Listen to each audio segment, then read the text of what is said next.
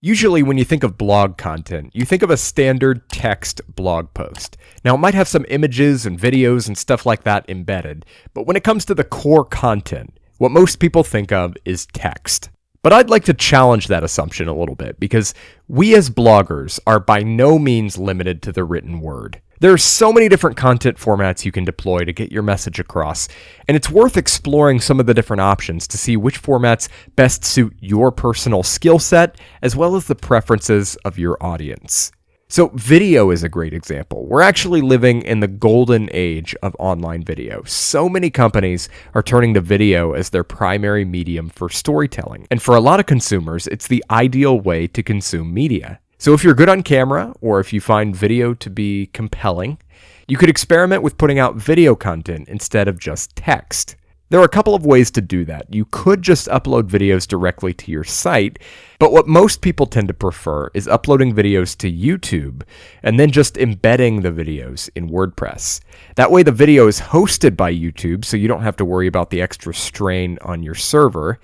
And you also get the added benefit of being discoverable on the actual YouTube platform, which is a great way to start growing an audience. Podcasting is another medium that's been exploding lately. I actually hosted a roundtable podcast for a few years, and that was enormous fun to do. So if you think audio may play well with your audience, give it a try. It's pretty easy to set up a podcast in WordPress. Personally, I always use the PowerPress plugin. You just create a regular blog post, attach your audio file with PowerPress, and you're good to go. Here's a little bonus tip if you're on a budget and want to start podcasting while keeping your expenses to a minimum. Pick up the Audio-Technica ATR 2100. This is a high-quality, affordable microphone that works over both USB and XLR, and then use the free program Audacity for your recording and editing.